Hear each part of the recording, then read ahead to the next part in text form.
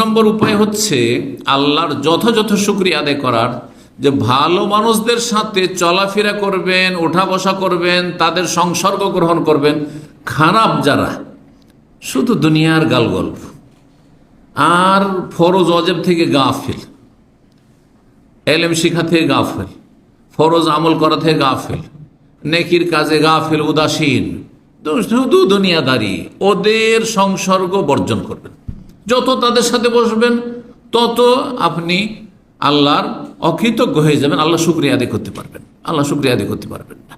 আজকাল দুনিয়াদারি যেসব পার্টিগুলো হয়ে থাকে, খাওয়া দাওয়া, এক সময় তাদের মজলিসে বসে দেখেছি, মানে সব রকম লোক আসছে, যিনি দাওয়াত দিয়েছেন তিনি একটু ভালো মানুষ, তো আমাকেও দাওয়াত দিয়েছেন। এক সময় ওই আপনার প্রথম 2005-7 সাল পর্যন্ত এগুলোতে খুব বেশি হয়তো যাওয়া যায় হইতো।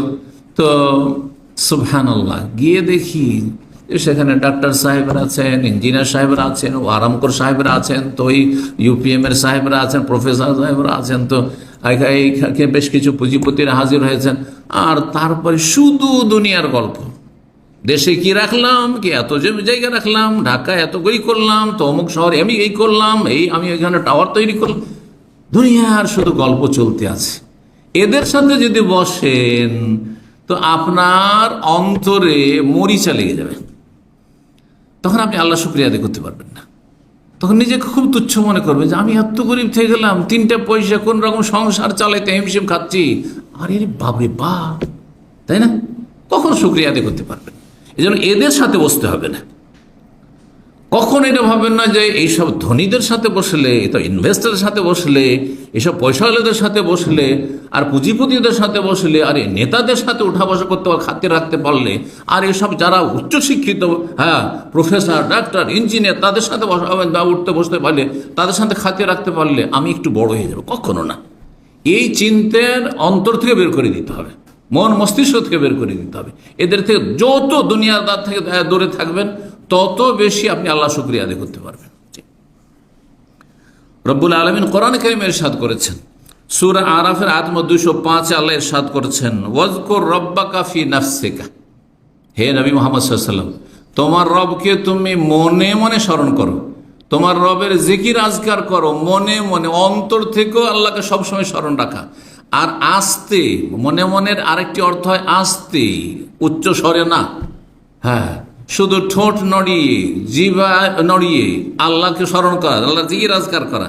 তাদাররুআন ওয়া খীফাতান, তাদাররুআন মানে কাকুতি মিনতির সাথে, একগ্র চিত্তে, ওয়া খীফাতান এবং আল্লাহর ভয় ভীতির সাথে, ওয়া দুনাল জাহরি মিনাল কওলি বিল গুদুই ওয়াল আসাল, উচ্চ স্বরে নয়, খুব উচ্চ স্বরে নয়, যাতে আশেপাশের লোকে ডিস্টার্ব হয়, কেউ ঘুমিয়ে আছে রাতের অন্ধকারে, আর আপনি তাহাজ্জুদে আপনি লম্বা সূরা শুরু করেছেন, আর উচ্চ স্বরে তেলাওয়াত শুরু করেছেন, তাকবীর দেওয়া শুরু করেছেন না।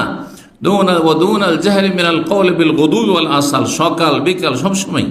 ওয়ালা তাকুম মিনাল গাফিলিন, আর গাফিলদের দলভুক্ত হইও না, যারা উদাসীন তাদের দলভুক্ত হইও না, কারণ গাফিলদের দলে শামিল হলে জাহান্নামে যেতে হবে। কোরআনে কারীমে আল্লাহ সূরা ইউনূসের একটি আয়াতে ইরশাদ করেছেন, ইন্নাল্লাযীনা লা ইয়ারজুনা লিকাআনা ওয়া রাযু বিল হায়াতিদ দুনিয়া ওয়া তুমাআন্নু বিহা ওয়াল্লাযীনা আন আয়াতিনা গাফিলুন উলাইকা মাওয়াহুমুন নার। ইন্নাল্লাযীনা লা ইয়ারজুনা লিকাআনা, যারা আমার সাথে সাক্ষাৎ হবে, আল্লাহকে দেখবে, কারা? মুমিন মুসলিমরা দেখবে, জান্নাতে জান্নাতীরা দেখবে, এটা বিশ্বাস করে না, এর আশাবাদী নয়, এর আকাঙ্ক্ষাও নেই, মনের কামনা বাসনা নেই, আর চেষ্টাও নেই। লা ইয়ারজুনা লিকাআনা, দুনিয়া নিয়ে মেতে আছে। ওয়া রাযু বিল হায়াতিদ দুনিয়া, দুনিয়া পেয়ে খুব সন্তুষ্ট, যা পেয়েছে, গাড়ি বাড়ি নারী পয়সা, এটা নিয়ে খুব সন্তুষ্ট হয়ে গেছে, মেতে আছে আমোদে। ওয়া রাযু বিল হায়াতিদ দুনিয়া ওয়া তুমাআন্নু বিহা, এবং এতেই শান্তি ফিল করছে, দুনিয়ার পয়সাতেই শান্তি করছে, নেতৃত্ব ক্ষমতাতে শান্তি খুঁজছে, দুনিয়ার প্রভাব আর মান সম্মান আর খ্যাতি, এতেই সবকিছু শান্তি খুঁজছে। ওয়াতমান্নু বিহা ওয়াল্লাযীনা আন আয়াতিনা গাফিলুন, আর যারা আমার বিধিবিধান, আয়াত থেকে, শরীয়তের হুকুম আকাম থেকে উদাসীন, গাফেল হয়ে রয়েছে, উলাইকা মাওয়াহুমুন নার, এদের বাসস্থান হচ্ছে জাহান্নাম। কয়টি অপরাধ? আখিরাত সম্পর্কে তাদের কোনো কর্মতৎপরতা নেই, চিন্তাশীল নয়, ওরা তো দুনিয়া নিয়ে সন্তুষ্ট। আর এতে নিজের প্রশান্তি লাভ করেছে, দুনিয়াতে শান্তি পাচ্ছে, দিনে শান্তি পায় না। মসজিদ আসলে শান্তি নেই, দিনের মজুরি সালে শান্তি পাই না, ছটফট করে শুধু দুনিয়া দুনিয়া পয়সায়।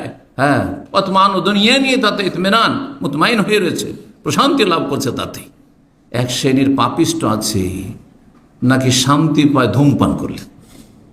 জি, যারা ধূমপানকারী তাদের জিজ্ঞাসা করবেন, প্রচন্ড গরমের সময় আরে রোদরে চলাফেরা করছে তারপরেও সিগারেট টানছে, জিজ্ঞাসা করবো এতে আমার শান্তি হয়। মদখোর বলে যে মদে শান্তি হয়। আবার যারা হিরোইন গাঁজা খায় ওদেরকে জিজ্ঞাসা করেন না, ওদের সাথে দেখা যেন নাই হয়, আল্লাহ যেন হেফাজত করেন। যেখানে বিড়ি সেরের গন্ধই বরদাস্ত করতে পারি না, তো এইসব নিকৃষ্ট নোংরাদের থেকে আল্লাহ যেন অনেক দূরে রাখেন, আল্লাহ যেন আফিয়াত দান করেন, মুসলিম গুমরাহদেরকে আল্লাহ যেন হেদায়েত দান করেন। তো পাপে শান্তি খুঁজে, পাপে শান্তি খুঁজে, যারা পাপী তারা পাপ করে শান্তি খুঁজে, ওতেই নাকি তাদের বিনোদন হয়। আল্লাহ হেফাজত করুন। তো এরা হচ্ছে জাহান্নামী, উলাইকা মা ওয়াহুমুন নার, এরাই হচ্ছে জাহান্নামী মা কানু ইয়াকসিবুন, তাদের পাপের কারণে। 9 নম্বর, আল্লাহর শুকরিয়া আদায়ের ক্ষেত্রে সহযোগী বিষয় হচ্ছে যে আল্লাহর কাছে দোয়া করবেন। কারণ দোয়া হচ্ছে আল্লাহর কাছে সাহায্য চাওয়া। আল্লাহ ক্ষমতা না দিলে আমাদের কোনো ক্ষমতা নেই, সব কিছুর মালিক আল্লাহ। প্রতিটি অঙ্গ প্রত্যঙ্গে ক্ষমতা দাতাকে একমাত্র আল্লাহ রাব্বুল আলামিন। আছে সব কিছু ঠিক আছে, অনেক মানুষ আছে মাথা থেকে পা পর্যন্ত এত সুঠাম, এত সুন্দর দেখতে, এত স্মার্ট, কিন্তু রোগের শেষ নেই। ব্রেন কাজ করে না, অঙ্গ প্রত্যঙ্গ কাজ করে না, তার বিভিন্ন পার্টস কাজ করে না, তার কিডনি ফেল হয়ে গেছে, তার লিভার ড্যামেজ হয়ে গেছে, তার এইটা হয়ে গেছে, সেটা হয়ে গেছে, তার হার্টের সমস্যা, তার এই সমস্যা, কিন্তু দেখে মনে হচ্ছে যে একেবারে কত স্মার্ট, কত সুঠাম, কত ভালো সুস্থ মানুষ। সুতরাং আল্লাহর কাছে দোয়া করতে হবে যে আল্লাহ যেন আমাকে যা কিছু দিয়েছেন শরীরে এবং শরীরের বাইরে, ঘরে বাইরে দিগন্তে চারপাশে যা কিছু আল্লাহ দিয়েছেন, কারণ নিয়ামত শুধু শরীরে নেই, নিয়ামত দিগন্তেও আছে। আমাদের চারপাশে যা কিছু আমরা ভোগ করছি সব কিছু আল্লাহর নিয়ামত, যা কিছুই আমরা হাসিল করছি এবং ভোগ করছি, এবং সেটা ছাড়া আমাদের চলবে না, অথবা চলবে তারপরও তার প্রয়োজন রয়েছে, সব কিছু আল্লাহর দান। দোয়া করতে হবে রাব্বুল আলামিনের কাছে যে আল্লাহ যেন আমাকে শুকরগুজার বান্দাদের সাথে শামিল করে নেন। এই মর্মে নবী করিম সাল্লাল্লাহু আলাইহি সাল্লাম মুআয ইবনে জাবাল রাদিয়াল্লাহু তাআলা আনহুকে বলেছিলেন, ওয়াল্লাহি ইয়া মুআয, আল্লাহর কসম করে বলছে হে মুআয, ইন্নী লা উহিব্বুকা, আমি তোমাকে ভালোবাসি। এখান থেকে বোঝা গেল কেউ যদি কাউকে ভালোবাসে বলে দেবেন আমি আপনাকে ভালোবাসি, আল্লাহর জন্য ভালোবাসা, ফিতনার ভালোবাসা নয়, আচ্ছা না? কারো পয়সা আছে সেজন্য ভালোবাসা, কারোর সাথে স্বার্থ জড়িত আছে সেজন্য ভালোবাসা, পুরুষের নারীর সাথে ভালোবাসা, স্ত্রী ছাড়া, বেগানা কারোর সাথে, নন মাহারামের সাথে, এগুলো হারাম, এগুলো ফিতনা। কিন্তু আল্লাহর জন্য, আল্লাহর দিনের জন্য, আল্লাহ সন্তুষ্টির জন্য ভালোবাসা, ইন্নী লা উহিব্বুকা মুআয, তোমাকে আমি খুব ভালোবাসি। ফালা তানসান তাকুলা দুবারা কুল্লি সালাতিন, সুতরাং তুমি ভুলবে না প্রত্যেক ফরজ সালাতের পরে এই দোয়াটি পাঠ করতে, এই দোয়াটি পাঠ করতে ভুলবে না। কি? আল্লাহুম্মা আইন্নি আলা যিকরিকা ওয়া শুকরিকা ওয়া হুসনি ইবাদাতিক, হে আল্লাহ আমাকে সাহায্য করো। তাহলে আল্লাহর সাহায্য না হলে পারবেন না আপনি শুকরিয়া আদায় করতে। আল্লাহ আমাকে সাহায্য করো আলা যিকরিকা, তোমার জিকির আজকারের, তোমাকে স্মরণ করার, 5 ওয়াক্ত সালাত কায়েম করার, তাহাজ্জুদ পড়ার জন্য, দান খেরাতের জন্য, ভালো কাজ করার জন্য, সিয়াম পালনের জন্য, ফরজ নফল আদায় করার জন্য, হারাম থেকে বেঁচে থাকার জন্য আমাকে সাহায্য করো। অনেকে বিভিন্ন পাপে জড়িয়ে আছেন, বিশেষ করে যারা পরিবার ছাড়া থাকছেন আর যৌবনের জ্বালা রয়েছে, এই কথাগুলি বলার প্রয়োজনও আছে প্রবাসী ভাইদের জন্য। বিভিন্ন নির্জনতার পাপে লিপ্ত আছেন, কেউ হস্তমৈথুনের পাপে লিপ্ত আছেন, কেউ এছাড়াও আরও মারাত্মক পাপে হইতে পারে, বিভিন্ন পাপে জড়িয়ে আছেন, বিভিন্ন পদস্খলন ঘটছে, অথবা আপনার পর্নোগ্রাফি দেখা, নোংরা ছবি টবি দেখা ইত্যাদি করা, খারাপ কিছু শোনা, খারাপ দেখা, এইসব পাপে জড়িয়ে আছেন। আল্লাহর কাছে দোয়া করুন অন্তর থেকে, আল্লাহর কাছে দোয়া করো অন্তর থেকে যে আল্লাহ তুমি আমাকে গুনাহ থেকে বাঁচার তৌফিক দান করো, গুনাহ থেকে আমাকে রক্ষা করো। অন্তর থেকে যদি দোয়া করেন তাহলে সেই কাজে চেষ্টাও থাকবে যে আমি আল্লাহর কাছে চাইছিও এবং আমি গুনাহ থেকে বাঁচার সর্বাত্মক চেষ্টা করব। দেখবেন তখন বাঁচতে পারবেন। এক ভাই একদিন বলছে যে শেখ আমার ফেসবুক ছিল কিন্তু ফেসবুকটা আমি বন্ধ করে দিয়েছি। কেন বন্ধ করেছেন? কারণ ফেসবুকে বহুবার চেষ্টা করলাম যে আমি শুধু দিনই আলোচনা শুনবো, ভালো কিছু শুনবো, ভালো কিছু দেখবো, পড়বো, কিন্তু ভালো করতে করতে যখন খারাপ চলে আসে তখন একটু দেখি আর একটু দেখি করতে করতে অনেকক্ষণ তখন ওই পাপে থেকে যায়। দেখছি যে পাপ অনেক বেশি হয়ে যাচ্ছে, চোখের পাপ হয়ে যাচ্ছে, হ্যাঁ অনেক চোখের পাপ হয়ে যাচ্ছে। তখন আমি বন্ধ করেছি। খুব ভালো কাজ করেছে। এইরকম লোকের জন্য ফেসবুক, সোশ্যাল মিডিয়া, যাতে পাপ চলে আসছে আপনার সামনে আর নিজেকে সামলাতে পারছেন না, তাদের জন্য তাতে ঢুকাই জায়েজ নাই। এসব সাইটে ঢুকা মোটেই জায়েজ না আপনার জন্য, কারণ হারাম থেকে বাঁচা ফরজ।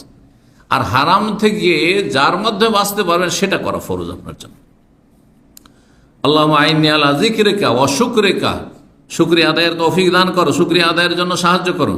ওয়া হুসনে ইবাদাতিকা, আর সুন্দর করে ইবাদত করার জন্য তুমি সাহায্য করো। তো আল্লাহুম্মা আইন্নী আলা যিকরিকা ওয়া শুকরিকা, আইন্নী আলা শুকরিকা, আল্লাহ তোমার শুকরিয়া আদায় করার জন্য আমাকে সাহায্য করো। আল্লাহ যেন অন্তর থেকে এই দোয়াগুলি করার তৌফিক দান করেন।